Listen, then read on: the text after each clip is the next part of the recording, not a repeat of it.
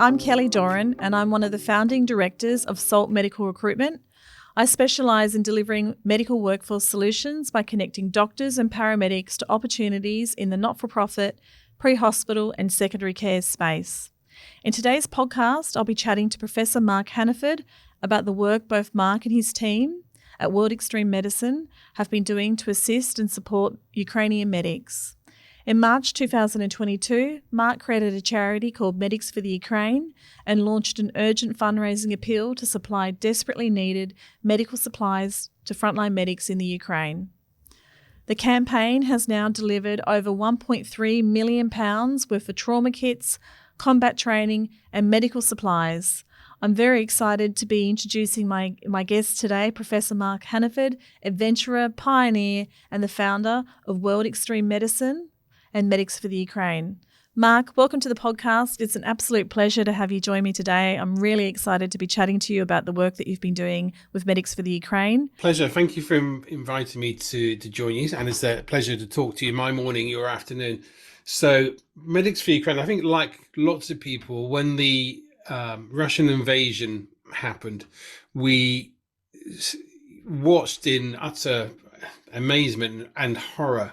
It was like Europe was stepping back 40, 50 years in its history. And then as a consequence, so the world as a whole as well. And I think initially we, wondered what we could do to help, to support the Ukrainians in their fight against the Russians. And I think we waited for a couple of weeks, I think, and held off because we wanted to see what the major agencies did in Ukraine. But Ukraine is a massive country. The logistics are huge. It's a long way from point B to point A. There's a huge population, and it was quite clear to us that actually the major agencies, whilst doing a great job, there just wasn't enough help going in. And realizing we have a unique network of medics, from across the globe, interested in working in austere and remote and difficult locations, we kind of had a perfect network to go and help in a particular area. And we just selected, delivering life-saving trauma supplies to the front lines as being our area. And we didn't really at that time see anybody operating and supporting the Ukrainians in that way. So we kind of kicked off a campaign. I sort of put it out to my faculty asking for help, and virtually everybody put their hand up.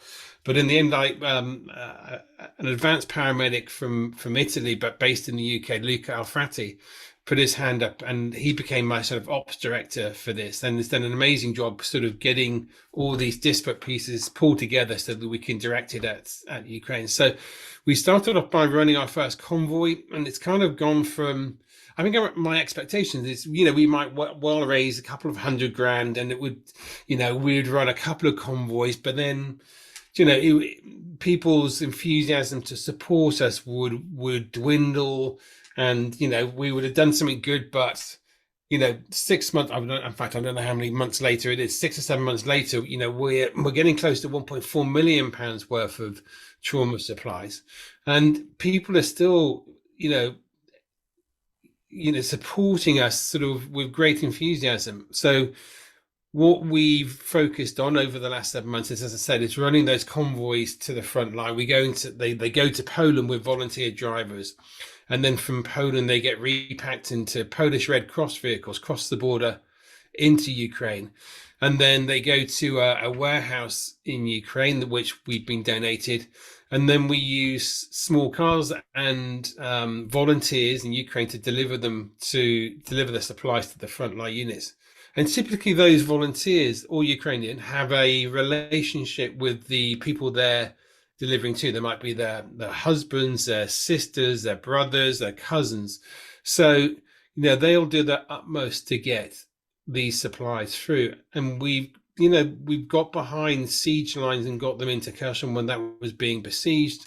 The risks that other volunteers take are incredible.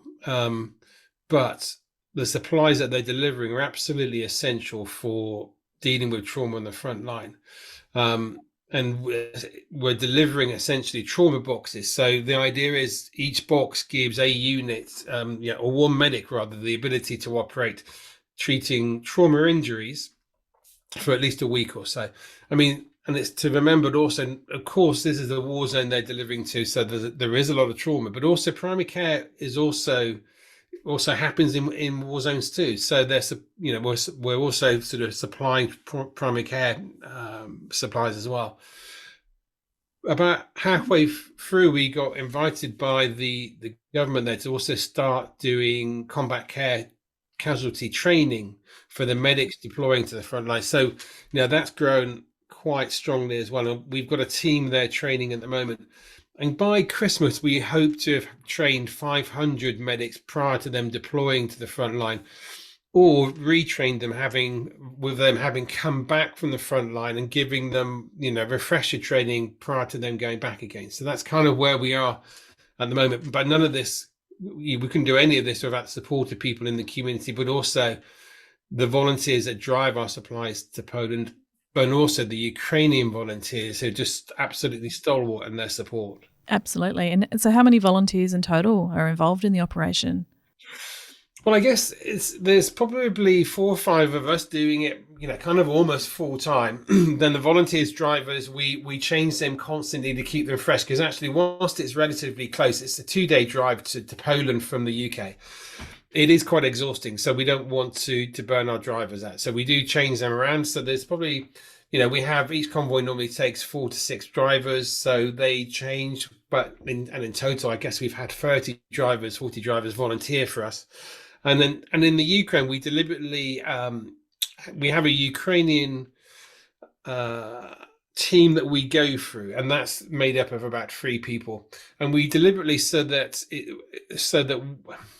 the information doesn't get leaked inadvertently or accidentally. We actually don't know the names and locations of all our Ukrainian volunteers, just so that there's a sort of a security bridge between us and them in case we anything goes astray. Yeah, you've got to protect them as well.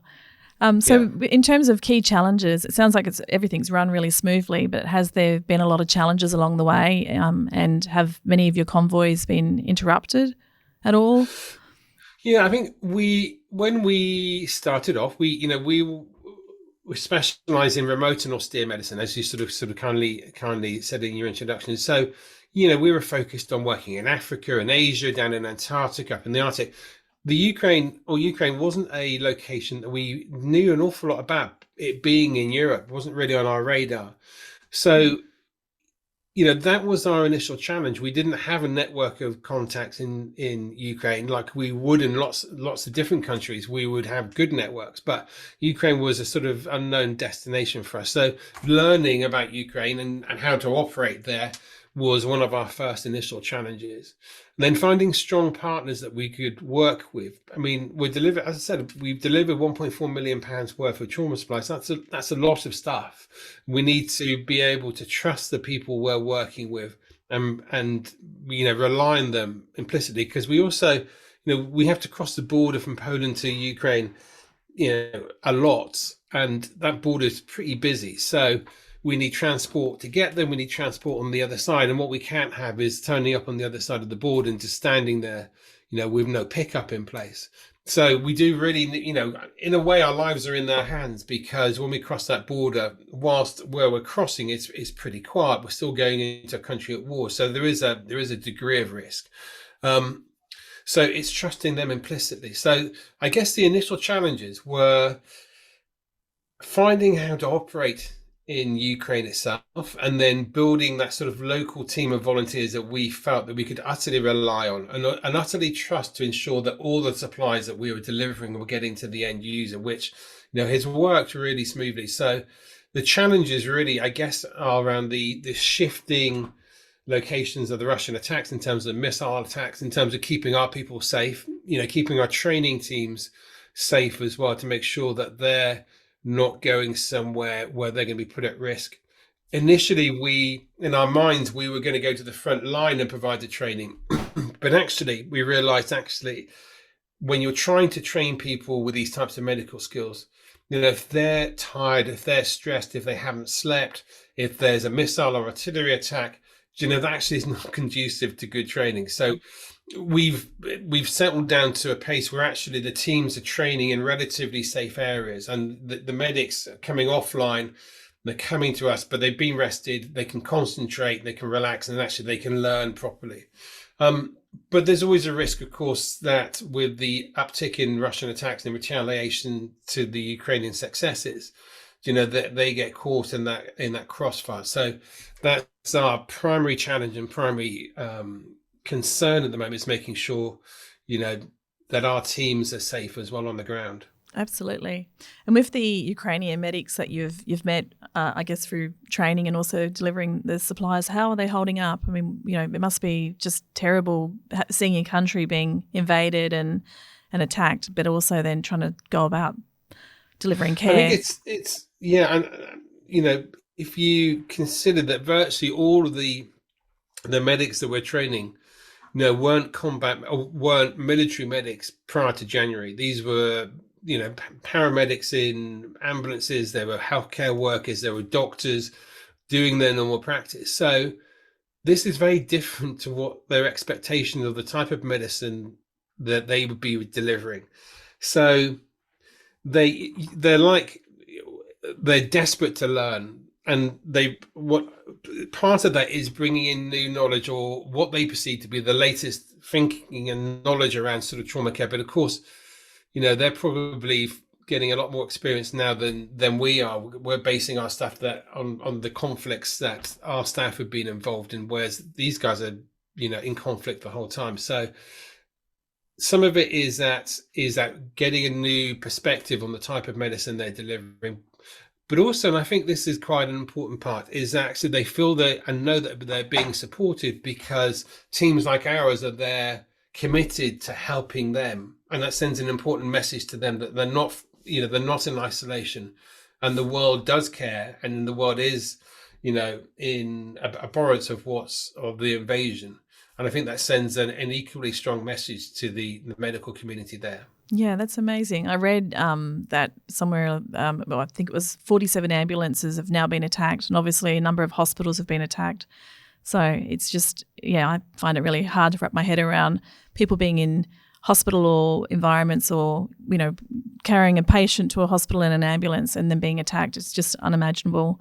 So, and the shelling of civilian areas where there's clearly no military value to those attacks, and it's against all conventions, it's against all common sense, and against all everything that feels right. The invasion is completely, it's like stepping back in history. And I think the continuance of shelling and attacking civilian areas continues that theme of stepping back in history and having not learned any of the lessons from history. Yeah, no, it's shocking. Do you think there's a light at the end of the tunnel? Are the Ukrainians feeling that they're making progress and things will hopefully come to an end soon, or is it too hard to say at this stage? I think, I'm not sure I can speak for them, but I guess from my own impression is that no, not particularly. And I think their focus is now primarily on the winter and the difficulties and the hardships of mounting a military campaign in winter conditions. And I think that's really what the focus is. Is there light at the end of the tunnel? I would hope so, but I don't see it myself. And certainly from the people I've spoken to, there's no mention of that at the moment. But one can only hope that this will come to an end. But sadly, it feels like it's going to drag on for quite a while. Yeah, it does. It's I guess it's just completely unpredictable what's going to happen next. So you mentioned the training before and having a goal of trying to get to 500 medics trained in total by Christmas. And at the moment, I think you mentioned you've trained somewhere around 300, or what sort of number are you up to? We because we've got a training team. As I said, we've got a training team there at the moment. We update the figures on a daily basis. So let me just see what they are now. So 324 as of yesterday, but as I mentioned, there's a training team there at the moment to be replaced by another training team next week. So we would hope that that'd get towards 380, and we've got training team going out next, 2 training teams going out in November, and the same again in December.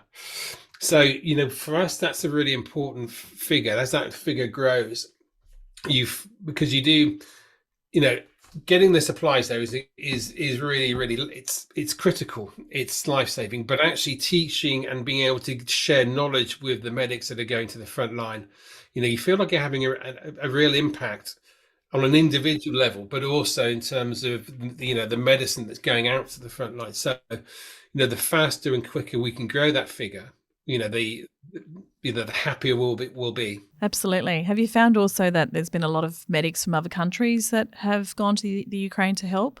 Yeah, absolutely. I mean, we tend to be quite focused and I guess quite siloed in our we're a small organisation, so we are careful not to have mission creep and spread ourselves too thin. So we're quite focused and laser in what we're doing. But I know there are lots of my friends and lots of the World Extreme Medicine sort of community that have gone to Ukraine and given their medical skills to the system there. And to say that actually the hospitals in Ukraine are generally working pretty well. I mean, at times they are short of supplies, but the healthcare system there is coping well, and the medical community there is doing an amazing job of stepping up to the challenge of the invasion. And I guess the bit that we're sort of addressing is that kind of gap between what the medics there have been trained for and then what they're having to deliver now, especially because the morphology of injury there is different to a lot of other conflicts, in so much as we're not seeing as much gunshot wounds as we would have in Afghanistan and other places. What we're seeing is a lot of blast injuries, and that's sort of that's something that's specific to the conflict in Ukraine, or not specific to the conflict in Ukraine, but it's what defines the type of injury there. So being able to train these individuals does feel like we're adding real value. So what else can people do to help Medics4Ukraine? This is, I guess, an opportunity to put a bit of a call out. There are 3 things. I mean, money helps because I myself and World Extreme Medicine underwrite all the operating costs. So any money that's donated goes 100% into buying trauma supplies. That's the bit that we need money for, because we can support all the other costs of training teams, of transport and all that. But actually, we don't have the resources to purchase £1.3 million worth of supplies. That all comes from public support. So donating money helps because we can buy supplies. The second bit is we with the training teams, we are looking and do use sort of volunteer medics. They typically have a special forces background or a sort of military background, but that's kind of a regular guerrilla warfare type medicine background. So we're looking for volunteers to join our training teams to go to the Ukraine. And I guess the third thing is just supporting us. And if people have, I mean, it's difficult with the Australian audience, because if I was speaking to Europe, it was relatively simple for people to ship stuff to our Manchester warehouse where we can bring it together and drive it to Poland. But we are after, of course, trauma supplies. And if people have, boxes of stuff sitting around warehouses of stuff that they'd like to go to the Ukraine, we can get it there for them and make sure it gets distributed to the front line. So it's kind of money helps. We're looking for sort of special forces experienced medics to join our training teams as volunteers, and then supplies if people have supplies that they can donate. But we do need them to come to Manchester or to Poland, where we can then take them across the border. Okay, no worries. Well, hopefully people in our audience can assist in one way or another. Thanks, Mark, for joining us today and for sharing your experiences and insights. I thoroughly enjoyed listening to everything that you shared with us today. Absolute pleasure, and thank you for inviting me to join you. No worries. Thank you, Mark. Take care. Cheers. Bye-bye. And thank you to everyone who's tuned in to our SALT Medics Purpose in Action video podcast.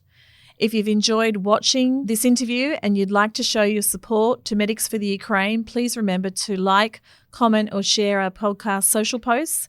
You can also donate to Medics for the Ukraine on their GoFundMe page, and you'll find the link in our bio. Thank you for your support as we stand with the Ukraine.